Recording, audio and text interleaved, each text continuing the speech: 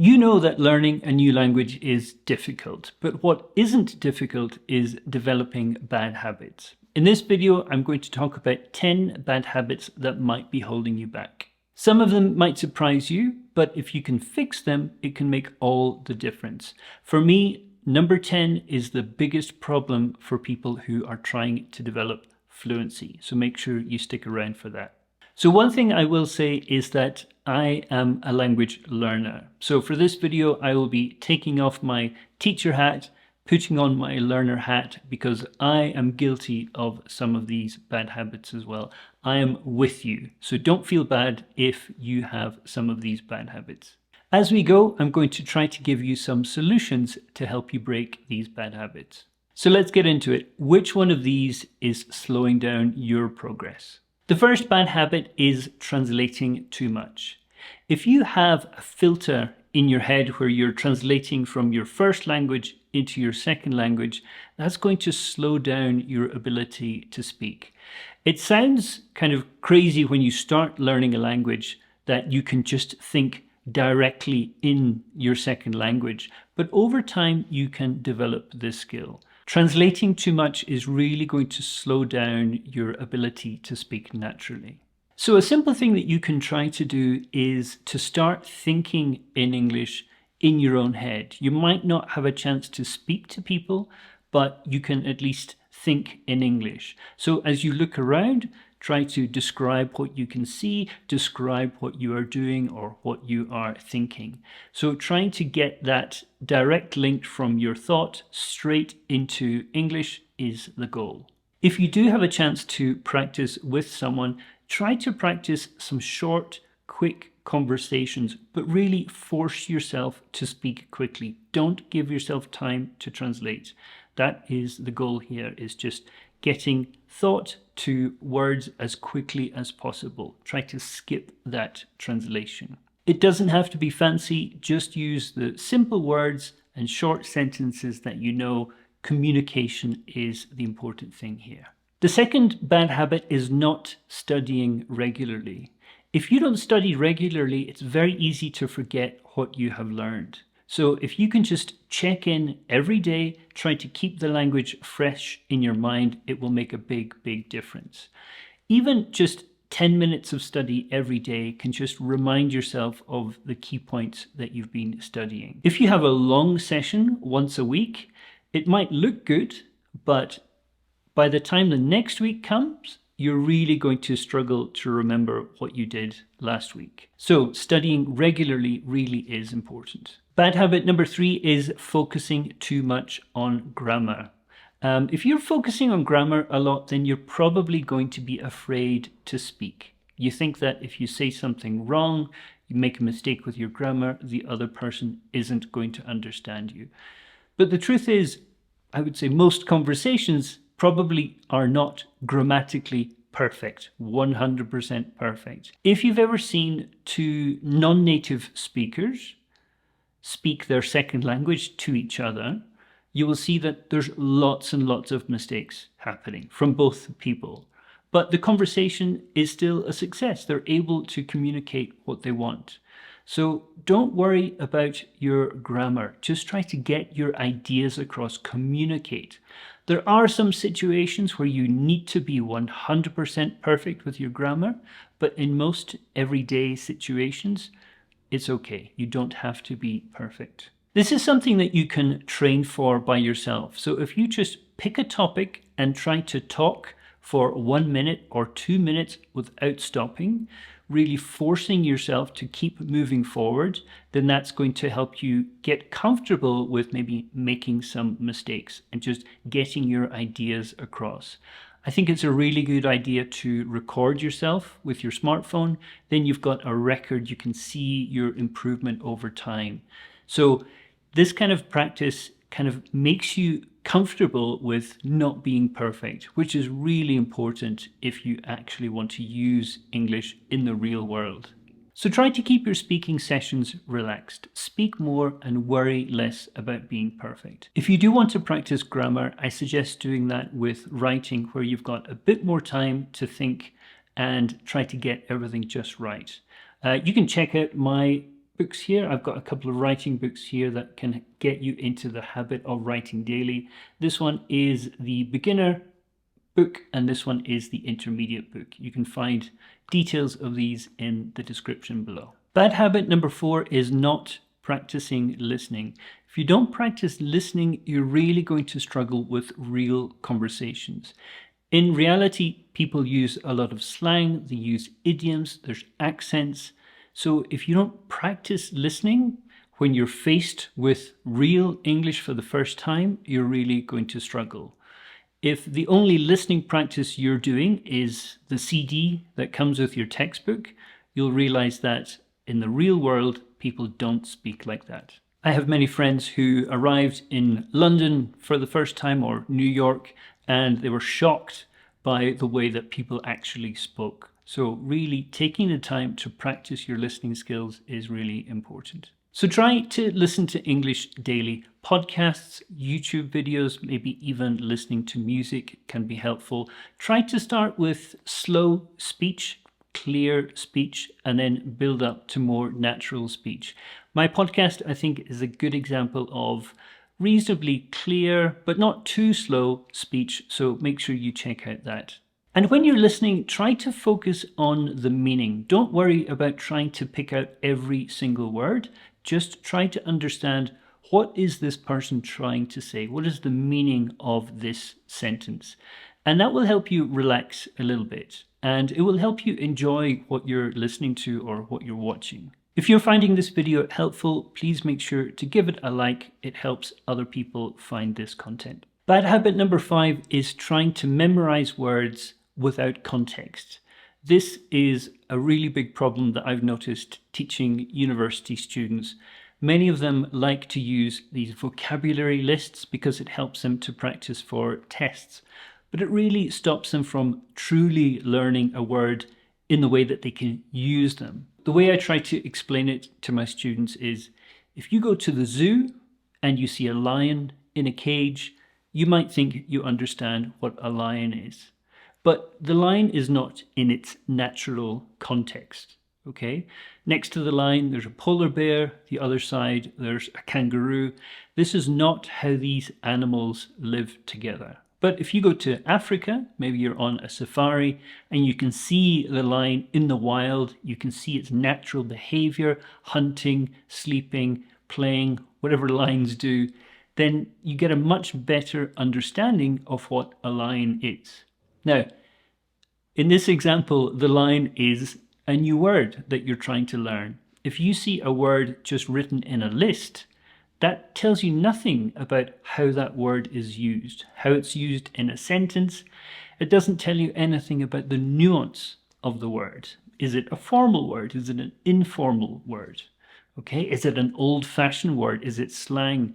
You have no idea because you just see that word in a list. So learning words in context is crucial to truly understanding a word. So try to learn words naturally. You can do this through reading, through listening, or conversations with friends. You will learn a much more natural range of vocabulary. Okay, so if you pick a word out of your textbook, you don't really know if it's a common word or an uncommon word. It's just a word that your textbook has given you. But if you see a word repeated regularly in your reading, or you hear your friends say a word again and again and again, you know that that is a common word that you can use comfortably without people being surprised by you using a very uncommon word. And as you learn new words, make sure that you try to make sentences with those new words, okay? Don't just have it as a passive word that you understand. You want the words to be active in your vocabulary. And what I mean is that you can actually use them in sentences by yourself. So every time you learn a new word, try to make 1 or 2 sentences using it, and then that will actually help you memorize the word as well. You can ask a friend to check your sentences, or there are some online groups like Hi Native where you can post a sentence and ask people if this is natural or not. I used that a lot when I was learning Japanese. Bad habit number 6 is only using textbooks. Textbooks are great when you're starting, when you're a complete beginner. Textbooks give you a little bit of structure, but textbooks generally teach you a basic kind of formal version of the language that you're studying. Okay, so you're not going to learn about any slang or informal language use. As I said before, the way people really use the language is going to be very different to what you will see in the textbook. This was a really big problem for me learning Japanese, because in Japanese you've got the kind of middle of the road, kind of basic formal way of speaking, then you have the very polite way of speaking, and then you've got a more informal way of speaking. By only learning the middle of the road version, it was very difficult for me to talk to people who are younger than me, or maybe talk to my bosses or older people. I didn't have that range of language. So you need to understand that the textbook isn't going to give you the full range of the language. So again, watching TV shows, maybe watching movies, that is going to show you a different range beyond what the textbook gives you. And if you hear something new, take a note and maybe ask a friend or your teacher to explain what these phrases mean. So talking to a native speaker or maybe an online language partner is a great way to develop this broader understanding of English. If you can afford classes once a week, once every 2 weeks, that is going to make a really big difference to how you can actually express yourself, but also your awareness of how people really speak. So which bad habit do you struggle with the most? Make sure you tell me in the comments. And if you're finding this helpful, please make sure to subscribe for more videos like this. Bad habit number 7 is ignoring pronunciation. If you don't practice pronunciation, then other people might struggle to understand you. And that can make conversations very difficult and frustrating. So remember to practice the sounds that are difficult for you. You can pick 1 or 2 and really just keep going at it until you get it right. So for me, learning Spanish, one sound I found difficult was this double R sound in words like perro, perro. That was really hard for me to say because we don't really have it in English. But over time, with practice, I was able to get there. In Japanese, you've got the FU sound in words like Fuji, but in Japanese, they wouldn't say Fuji. They don't have that hard F sound. So they would say Fuji, okay? Fuji, it's more like a HU sound. So Fuji-san or Fune or Fuyu. And that took time to practice, but it's possible. But you need to spend time, identify the sounds that are difficult for you and keep practicing. Ask people, is this okay? Am I saying it right? And you'll get there, but it takes time. Bad habit number 8 is being afraid to make mistakes. Making mistakes is a natural part of learning, and if you don't make mistakes, then you're probably not going to learn.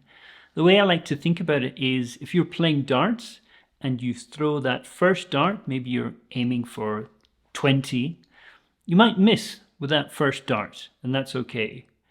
But the second dart will probably be closer because you had that experience of throwing the first dart. You know that, oh, I need to throw it a little bit harder or a little bit more to the right, whatever it is, whatever correction you need to make.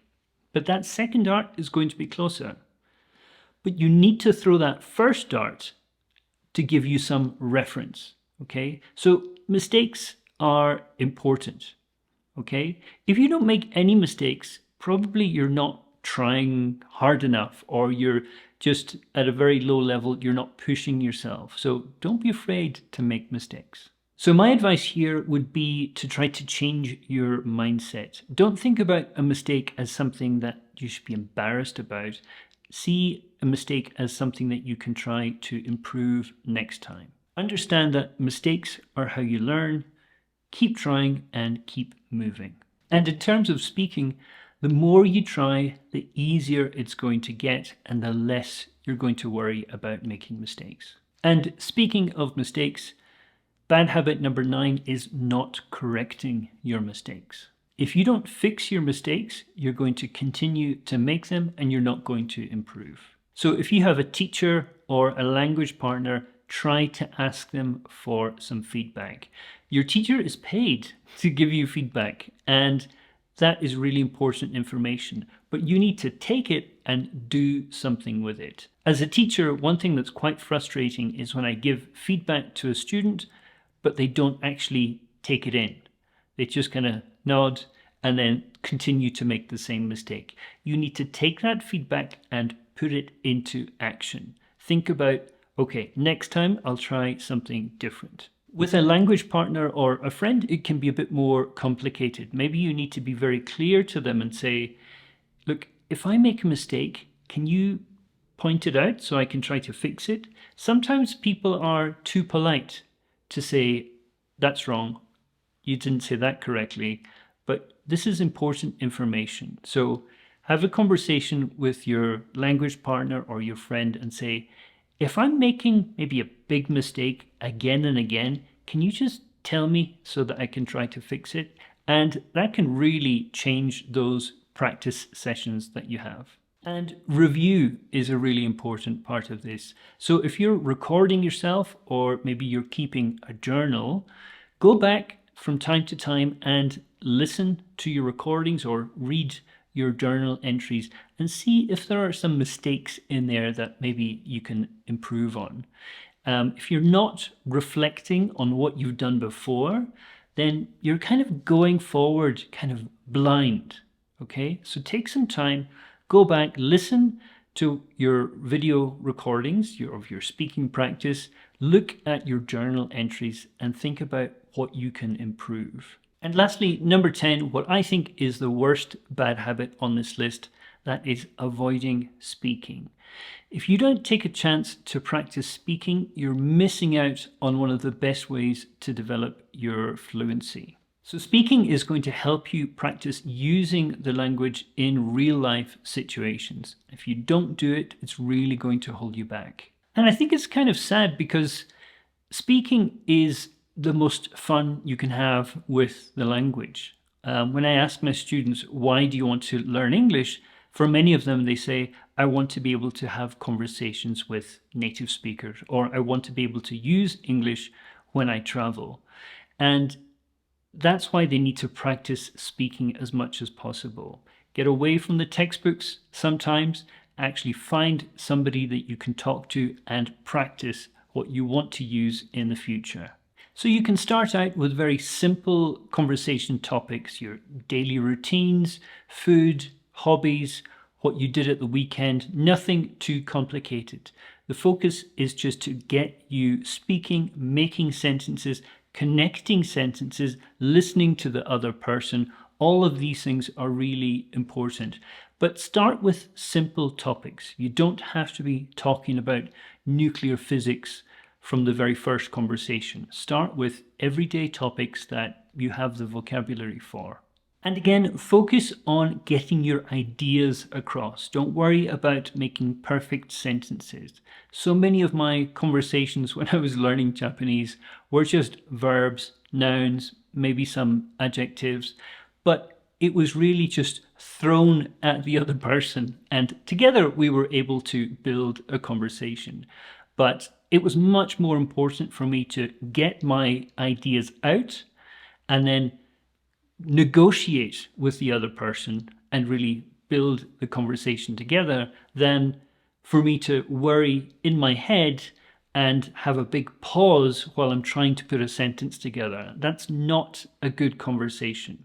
So don't be afraid to just get your ideas across, even if your grammar isn't perfect. So again, you can start by recording yourself. That's one part of the conversation that you can practice. But if you can afford it, try to find some classes, maybe somebody to talk to practice with. It can really make a big difference. You don't have to do it every week, but even just 3 or 4 classes can really make a big difference and give you something to think about. And then maybe a couple of months later, when you can afford it again, you can take some more classes. If you haven't done already, please make sure to click the subscribe button so you don't miss out on future videos to help you improve your English skills. In the meantime, please check out this playlist. I'm sure you'll find some of these videos interesting. I'll see you there.